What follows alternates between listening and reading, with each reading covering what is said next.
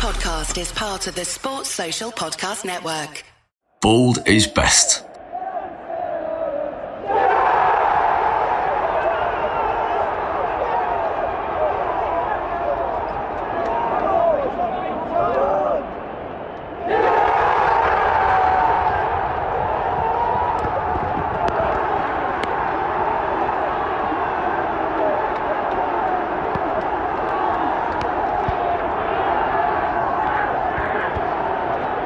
The warmest of welcomes to the Manchester United Weekly Podcast with me, Harry Robertson and Jack Tait. Manchester United are in the FA Cup final after beating Brighton on penalties at Wembley.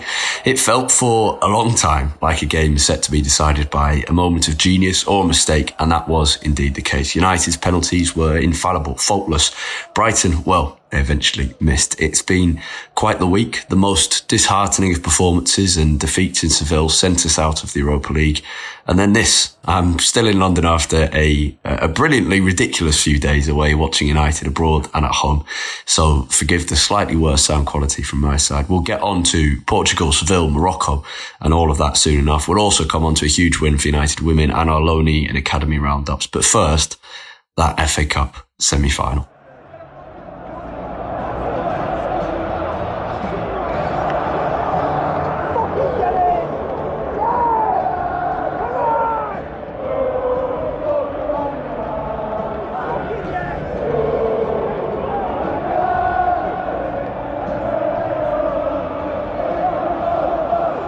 Jack, the game itself, I actually found entertaining. I enjoyed the kind of stalemate and chess match of two good teams and great coaches going against each other. And we can move on to that. I know some people will have found it a bit of a dull fest. But then after all that, whether you thought it was dull or an exciting toing and froing, penalties just are brilliant. And normally they're horrible as a United fan. And we have such a bad record. And I can't imagine there were too many inside Wembley or watching from home, confident going into this with David De Gea in goal and with our record in penalty shootouts. But that was just brilliant, wasn't it? The ending was fantastic, yeah. It's been, I still don't, I should have looked this up actually before we started recording, but I still can't tell you the last time we won a penalty shootout. Rochdale. That was when Luke Matheson scored against us, wasn't it? The 16-year-old. Yeah. And incredibly, Robert Sanchez was the goalkeeper, which I was told shortly after full time. Yeah, unbelievable. I was told shortly after time. I couldn't believe it. I mainly couldn't believe it because I just didn't understand how Robert Sanchez was playing for Rochdale at that time. And I remember the defining feature of that game. I remembered Luke Matheson, who I think was 15 at the time. He might have been 16. But yeah, because he then got signed by Wolves, didn't he? Off the back of that. Yeah. Yeah, and that was a terrible game, a 1-1 draw, if I remember correctly. So that was the only time in our last 8 since Moscow. I mean, I tweeted just before the end of the extra time, I had about 10% confidence that we would win.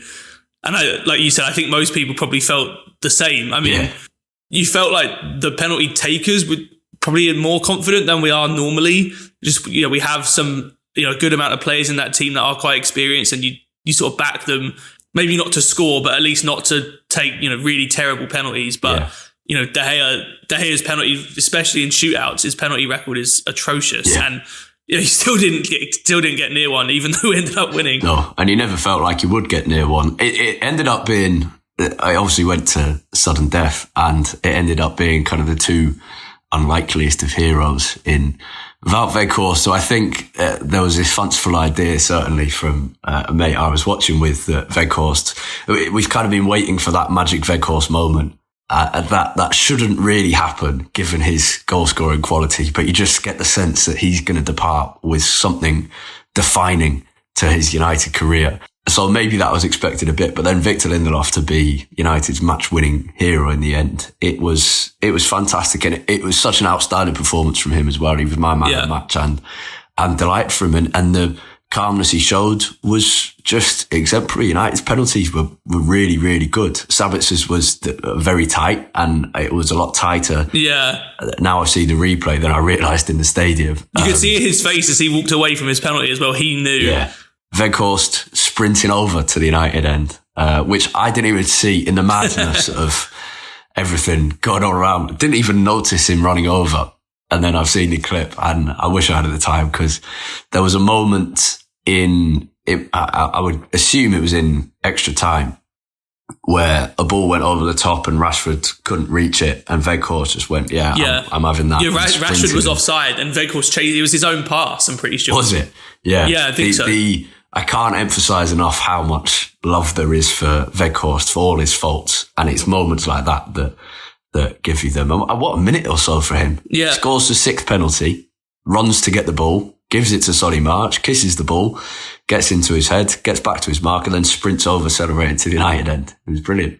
Yeah, really good. And his 2 moments in particular, I think of his time at United, you just felt so happy for him. Like you said, the quality on the pitch clearly isn't there, but I think he's always retained this sort of lovable persona just because of how much you can tell that he cares in every single action that he does. And we mentioned it after the League Cup final, he had that amazing moment sort of celebrating with the United fans. And similarly, again, after the shootout win and kind of during the shootout as well. This is strange for someone who hasn't ever really played for, really, really top level clubs around Europe. He just sort of gets it. And he has done from day one. And I think that's why he's... But is that not the point? The fact he hasn't played at this level before, he is just absolutely making the most of it. And he probably knows, I'm sure I'm sure all of his goal is to make sure his United career carries on, but there's probably a large part of him that realises that's unlikely, and so he's making the most of it. And it's great. And you mentioned how happy you are. I always think for specific players, that is, beyond just the result, I always think penalties evoke the strongest emotions towards specific players. It kind of makes you realise who you're really willing on to succeed. And I thought that with Jadon Sancho particularly, scoring, I'm pretty sure that was the same end at Wembley where he missed in the Euros final against Italy, Marcus Rashford too. For them to step up and do the penalties that they did was wonderful. Particularly Sancho, who's, as we've spoken about pretty consistently in these last few weeks, needs to step up, and you hope that this is another one of those little confidence building blocks that might do it. It was the whole shootout really had, probably with the exception of De Gea, had a real redemption arc kind of theme to it. Yeah. And, obviously Sancho and Rashford scoring their penalties after missing at the Euros final. Even Lindelof, during the game, I kept thinking back to the last time we were in an FA Cup semi-final in 2020 when, I distinctly remember coming to that episode. We lost 3-1 to Chelsea. And I distinctly remember the podcast episode coming on here and just absolutely being so frustrated with Lindelof in particular, because he got bullied by Giroud that day and really, really kind of basic stuff. And it was so great for him as well to have a little bit of that redemption arc. I don't know, it's obviously not as famous as Sancho and Rashford missing their penalties in the Euro final, but at least personally, I remember that game very clearly. And so it was nice that he, like you mentioned earlier, after putting in a really, really good performance, then got to be the hero as well. Yeah.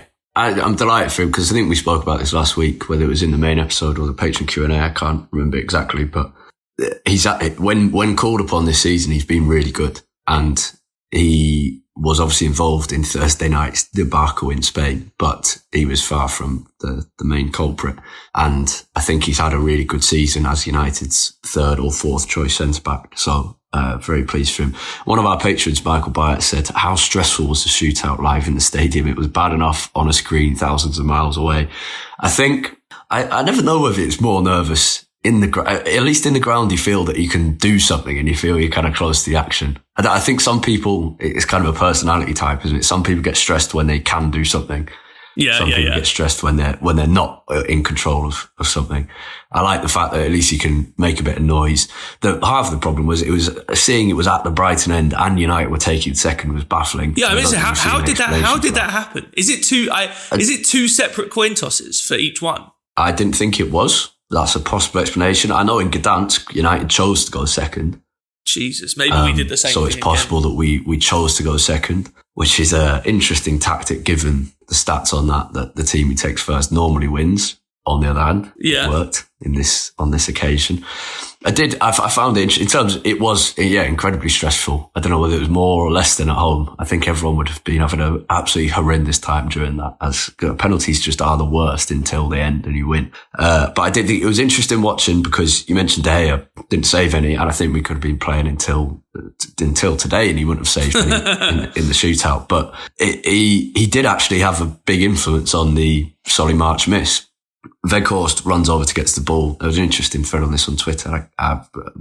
Shamefully, I can't remember actually who tweeted it, but there was an interesting thread highlighting how Brighton's players had been using a tactic that a lot of teams have used, particularly in international football recently, where their goalkeeper picks up the ball after the previous penalty and gives it to their teammate, to their taker, as a way of making the whole experience, their first interaction with the penalty area, be like a friendly one, rather than an intimidating one. Brighton had done that for the first 6 penalties, and for the 7th, Weghorst runs over and picks the ball up before he celebrates, then notices that Robert Sanchez hasn't picked it up immediately, and goes and takes the ball, and then he's the one to give it to Solly March and kisses it as well, which is obviously getting in his head. Meanwhile, De Gea behind him is scuffing up the spot a bit, and he actually doesn't scuff up the spot a bit, which I'm kind of pleased with, because I think that's just actually cheating. But he just kind of flicks a bit of dirt off the spot. And it's all these little things just getting in Solly March's head. Bear in mind, he'd also been the one to miss the penalty when Brighton went out in the League Cup earlier this season. So he did actually have an influence. And I also found it interesting, because I don't know whether it was after 2, 3 or 4, I can't remember in the madness, but we noticed that Casemiro, and I'm not sure. Yeah. Did it come up on TV? Casemiro was waving his arms about. It didn't come up on TV, but I've seen it on Twitter since. Right. Yeah.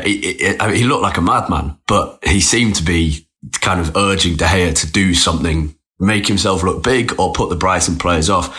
I would assume it's because he, having taken it at the Brighton end, would have seen the 30,000 Brighton arms, or 60,000 even, presuming the majority of them are two-armed, and that we needed to kind of, you can't make an equivalent of that, but De Gea needed to make a bit of a distraction for the Brighton takers as well. But yeah, in the end, De Gea did give an important action, even though he didn't actually save something. Yeah, I mean, his record in penalty shootouts is really funny. I was trying to find the exact stack because I remember after the Villarreal final, it was already really bad at that point, and he obviously still hasn't saved one now. It was 41 penalties he faced without saving one. That was consecutive penalties ever, but he saved a couple since then outside of shootouts. Yeah.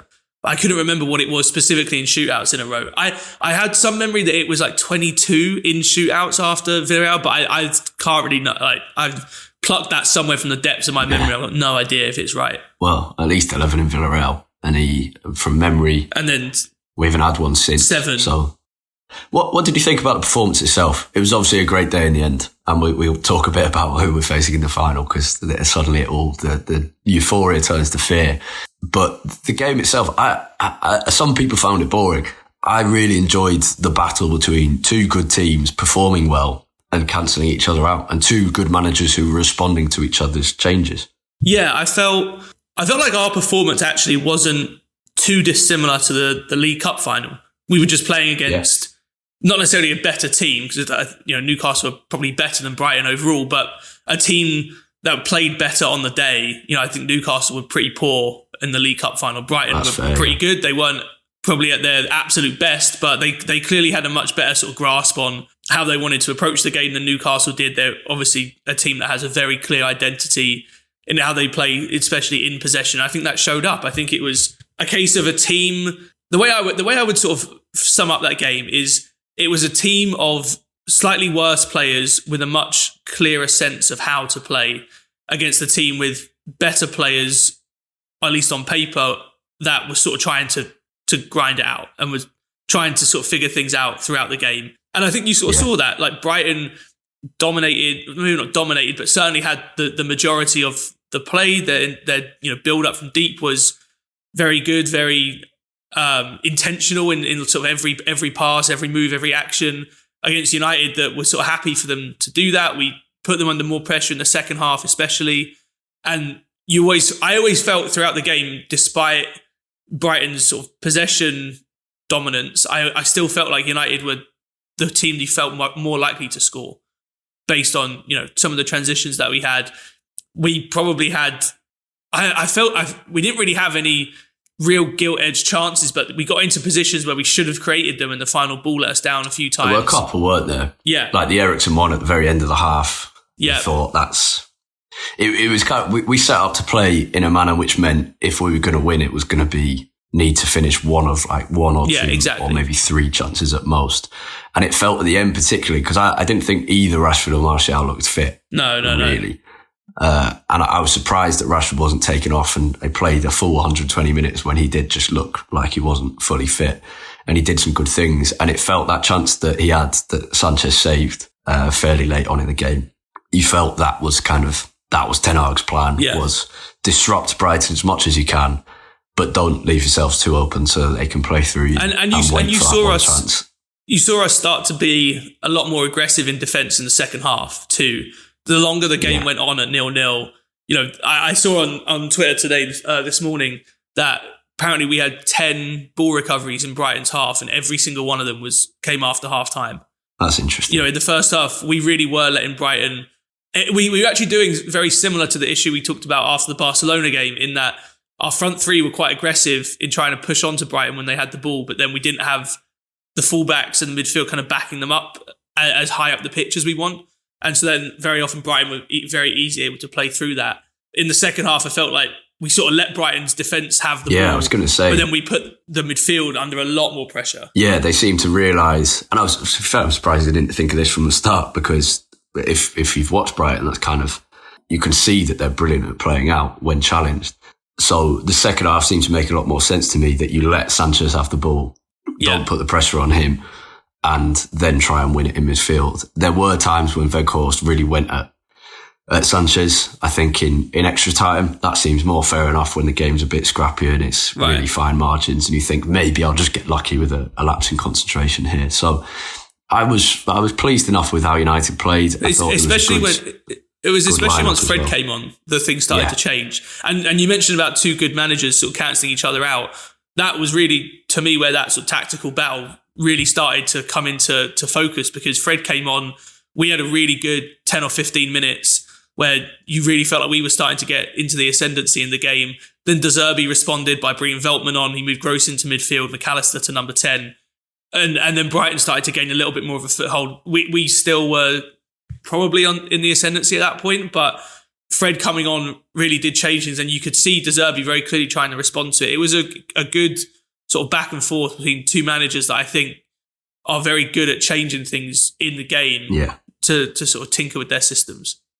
A good atmosphere as well, and I thought a good semi-final. There will have obviously been some neutrals who went, oh, that's boring. But I think if you watch closely enough and you weren't kind of watching the background, it was pretty interesting. You said a good atmosphere, better than the first semi-final. I can't believe how many empty seats there were. Yeah. I'm always told on that, because it's very easy to join in on the barbing at City. But I think the fact Sheffield United had empty seats as well. Yeah, exactly. That's what I mean. With City, I don't want to say I can understand it, because it's still an FA Cup semi-final, but you know how many times they've been to Wembley in the last 5 or 6 years. But I mean, Sheffield United, really? They put 40,000 into Bramall Lane every week, and you couldn't get that many to go to Wembley. I was going to say the reason I'm loath to go in too hard on either set of support is it's so expensive. The tickets are so expensive. The travel is ridiculous, both expensive and really difficult to work out how to get home after the match. If you then have to stay over, obviously London accommodation is really expensive. It's ridiculous having them at Wembley. I mean, it should go back to the system that used to be, where the two teams would agree on a neutral venue 100%. For a semi-final, and then making fans from Sheffield and Manchester go to crazy, London is ridiculous. That game should have been played at Ellen Road or Anfield or somewhere like that. Absolutely agreed. From here, I think there's obviously a few lessons. I mean, Fred is one of them. Just going back to that for a second, in that I've been really surprised. In January, Fred was playing so well. I've been really surprised, particularly with Eriksen out, how little Ten Hag's turned to him, and he's favoured Sabitzer since he joined. How Fred having played very well before then, and this was another Fred performance where you went, he's such a useful option to have. He's just such a little disruptor. And he's great to have. The other lesson will be Luke Shaw at left centre-back alongside Lindelof. That you would think that's shown itself to probably be United's strongest centre-back partnership for these next few weeks. But in general, you've just got to take this high, get through these final league games, get top four, ideally third, and give players a rest where we can. So get Varane and Garnacho back playing, get Rashford fit and firing again and ready for the absolute horror of June 3rd, 2023, the first ever Manchester derby in the FA Cup final. On Fred, to start with, we've talked about this before. I'm so shocked that Fred hasn't played more. I even go back to, I understand that he's not best suited to every single game, and that's fine. But especially going back to like the Newcastle game, for example, where we started McTominay, Sabitzer, and Fernandes in midfield. You know, that was a perfect game for me when Fred could come in, because it was the kind of game where you knew it was going to be scrappy. You knew that we were probably going to be a little bit under the cosh at times in that game. And to some degree, without meaning to oversimplify it, you need Fred's chaos in some of these games. And that's exactly what he brought to the Brighton game. It was an element of sort of chaos and breaking up the play, especially against Brighton, a team that liked to keep things very, well patterned. His influence was massive as soon as he came on. I sort of understand Sabitzer being ahead of him at times, especially because of how high up Sabitzer has been playing for a lot of his time at the club so far. But the one that really surprised me throughout the last few months is that McTominay has been ahead of him in the pecking order as well. And again, McTominay has his uses, and at times it's felt like Ten Hag has just prioritised getting a bit of height into the team. I think it's that, isn't it? I think Fred can count himself very unfortunate not to have played more than he has in the last few months. Yeah. He has bad performances. We've seen them, and he's very hot and cold. But when he's hot, he's so valuable to that team. And the FA Cup final. It's great to be in it. Yeah, but it's a terrifying prospect. Yeah, I mean, I saw a good point. I can't remember who this is from on Twitter, but saying that there shouldn't be anyone, a supporter of either of these two teams, that's really looking forward to this. It's going to be awful. I mean, Michael asked about how stressful watching the penalty shootout was. I just cannot even begin to imagine what June the 3rd is going to be like inside Wembley. I mean, the potential for nightmare scenario. Yeah. The potential for both teams the potential for greatness, massive. Because obviously, from their point of view, that if they've won the league already by that point and are in a Champions League final, potentially second leg of a treble, and would make it all the sweeter to do part of it directly against us. And then from our point of view, you don't want this going into it, but coming out of it, almost the ideal scenario would be if they have won the league and then they're in the Champions League final, and we can be the ones to directly put a stop to them having any sniff of the treble. Like, how sweet would that be? But again, 77 all over. Yeah. In 77, it was Doherty. Yeah, it'll be horrible, but it's as we alluded to earlier. I think it's better to have control over these things, and if we lose, you could just say, well, we had the opportunity to, and we didn't do it. I'm gonna make a small prediction now. I think Garnacho's going to score the winner. Wow. Yeah, that's getting me a little bit giddy. Still 6 weeks to go.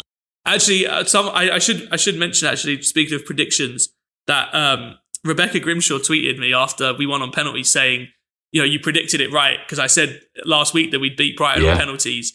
But I don't feel like I can take any credit for it, because I also predicted we'd beat Sevilla 4-1. So yeah, I got mine completely wrong. I said we'd win in Sevilla and lose to Brighton at Wembley. But I'm happy enough. I got it right in the sense that we'd only go through one of them. Yeah, so I'll take that. But 6 weeks away. Let the anticipation begin. We're going to talk about Sevilla after this break. A little focus goes a long way, and a whole lot of focus, well, that puts you light years ahead of the competition. That's why at Vernon, they only focus on heating and cooling. And as the heating and cooling specialists, they're great at it, especially after 43 years. Get your AC ready for summer with Vernon's $69 spring tune-up. You heard right, only $69. Go to VernonHeating.com. Vernon, the heating and cooling specialists.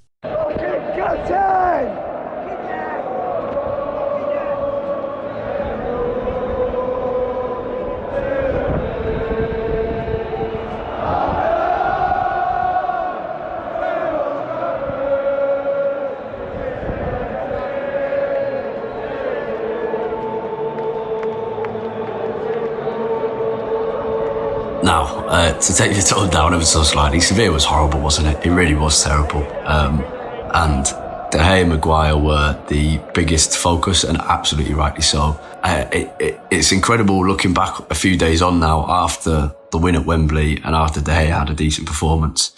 And I think because of the kind of warm glow of FA Cup semi-final victory, it's hard to be quite as incisive as we might have been after Thursday. But it did feel at that point like we were watching the end of De Gea's United career, because it was shocking. It was so bad throughout the game. It was one of those moments where you're almost in disbelief that the same person is making, these massive mistakes over and over again.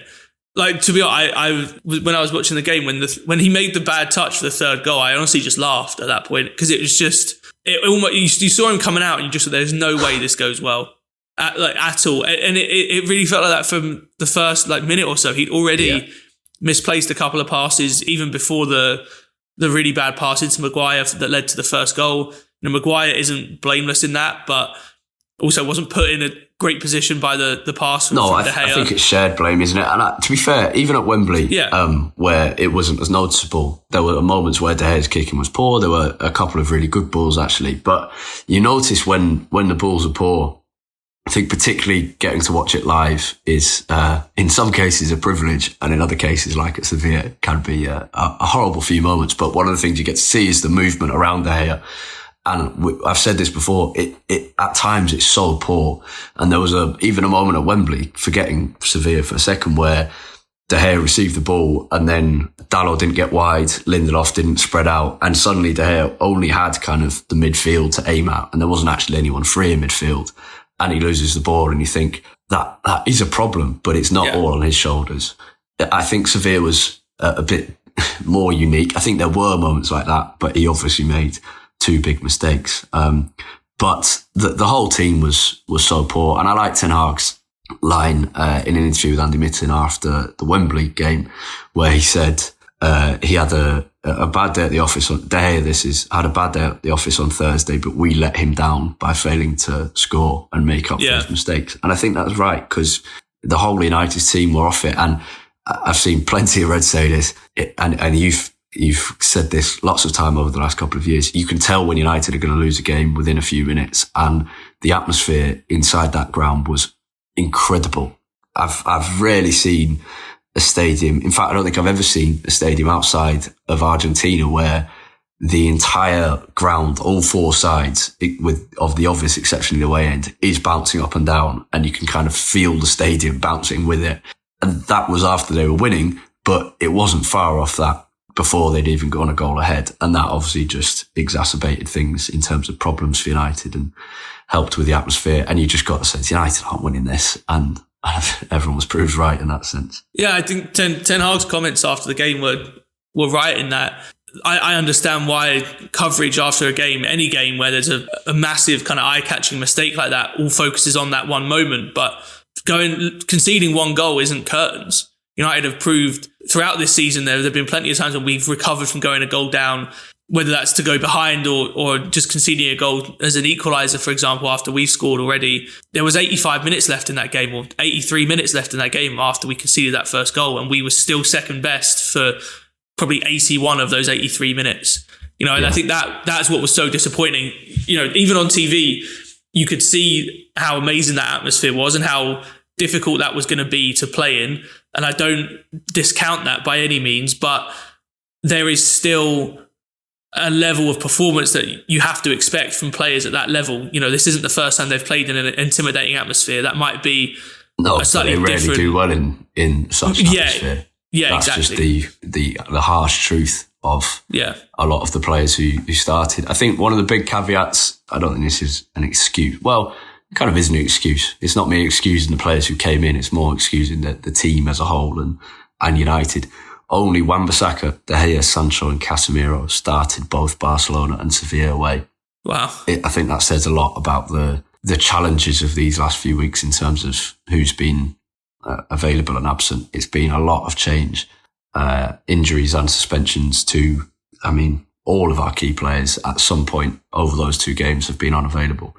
it's incredible. I think that is one of the key reasons for it, is that the United team this is yet another example where we've seen United's second 11 isn't good enough. There are too many players who can't handle the big occasions. And we saw that again. As a trip, Seville was lovely and their fans were great. And it's a brilliant city. I just hope United won't be going back there again, having lost 3 times after playing them 3 times. Well, in fact, we've won none of 5 meetings with Seville in these last 5 years, which is incredible, particularly given how poorly they're doing this season.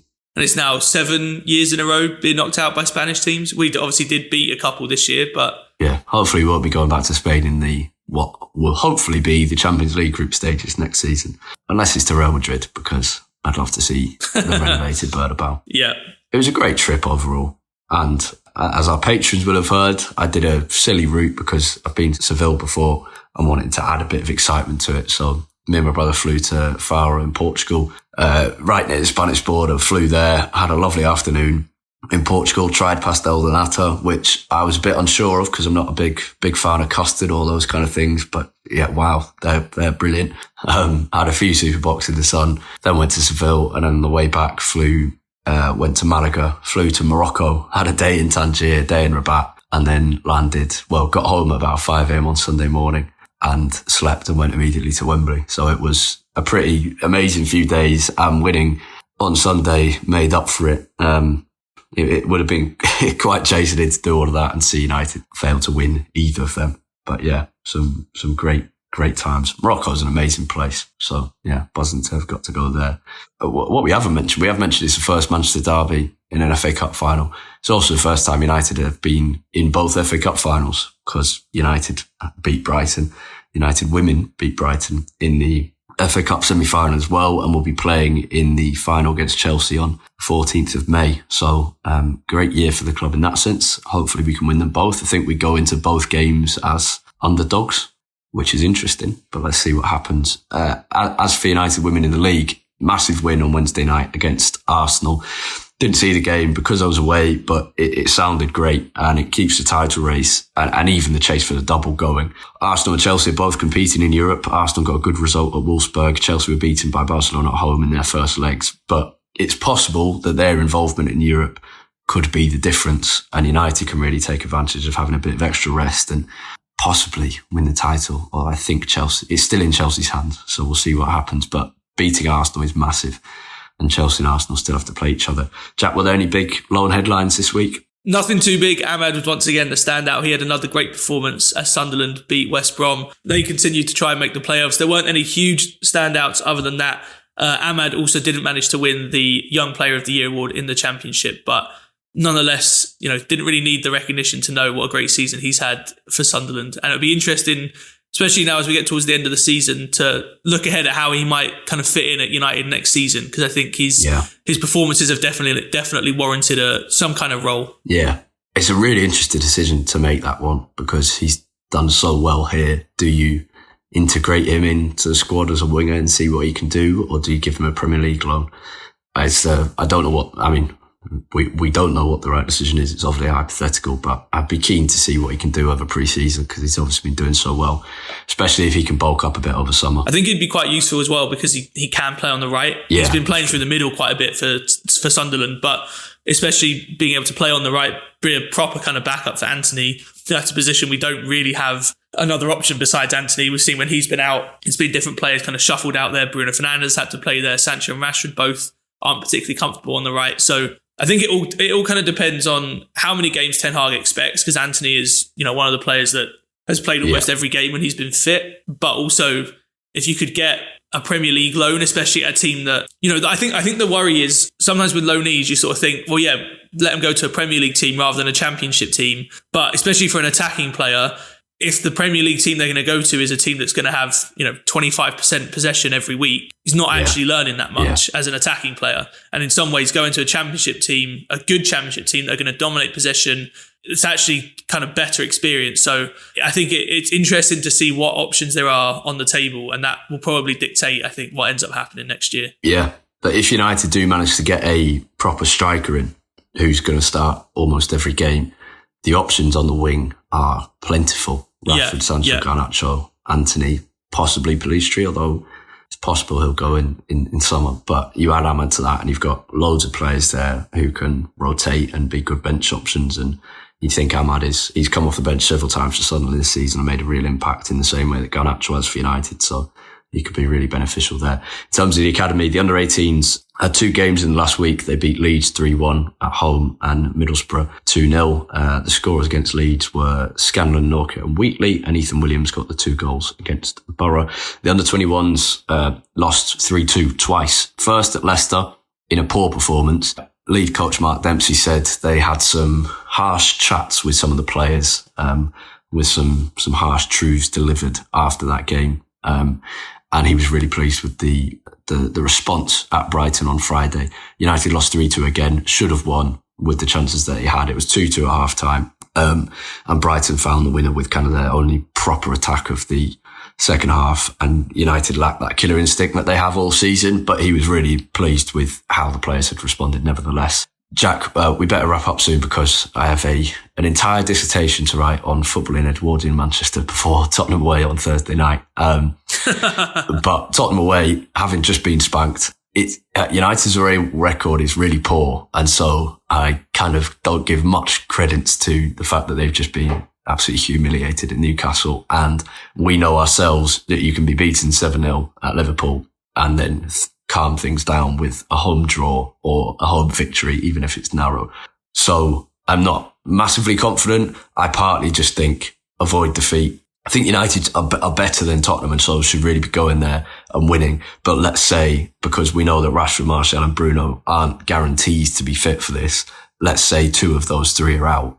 And then you think, okay, a draw might be a decent result. So it's kind of dependent on who's available, isn't it? Yeah, this strikes me as kind of the very stoppable force meets the very movable object in terms of Tottenham at the moment against United's away form. 2 things that probably don't inspire much confidence. I think Spurs, and we know this from experience from United, both this season and before, after a game like that, like they just had against Newcastle, I think you can get one of 2 responses. You either get something quite big early in the game that sort of gets the whole stadium and the whole team really fired up, similarly to how we started against Liverpool at home earlier in the season.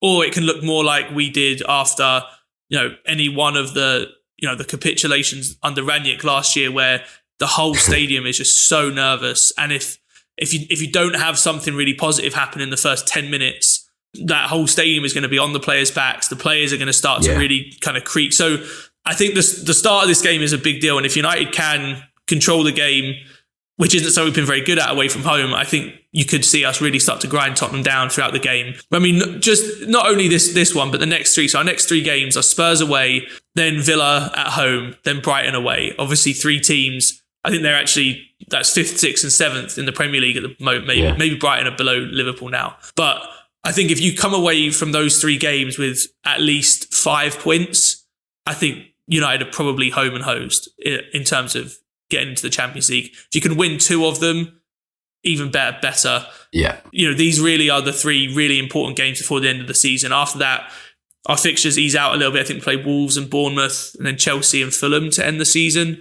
But, these next 3 really will be what decides it. And from United's point of view, to your point about just don't lose, that really is the name of the game from these 3. If you can avoid defeat, in all 3 of them, obviously great. If you can avoid defeat in more than 1, that's, I think, still absolutely fine. Yeah, but I hope we win. I think if Fernandes is fit and Rashford is fit, I mean, you could run right against that Tottenham team. Yeah. But I would expect they'll make a lot of changes and their primary goal will be tightening up and at least 100%. Getting to half-time without conceding because, as you say, the atmosphere is going to be really important. But yeah, the message from Ten Hag should just be go out and start as quickly as possible and get this crowd to turn on their own team. Because we know Spurs fans aren't opposed to doing that. Right, let's wrap up. Prediction for Thursday. I think it will be a very, very scrappy 1-1 draw. Yeah, I was going to go 1-1 as well. But here's hoping to something better. Even if it is, I think the warm glow of a penalty shootout victory will continue on throughout the week. I hope you've enjoyed the episode. Thank you very much for listening, everyone. For our thoughts throughout the week, including on the Tottenham game, you can find Jack on Twitter at UTD Tait, Tait. And you can find me at Harry Robinson64 and the podcast itself at UTD Weekly Pod. That's POD at the end there. Thank you for listening. Have a great week.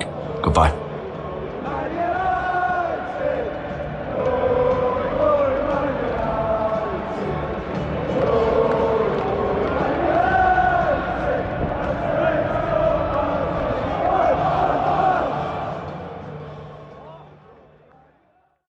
Sports Social Podcast Network.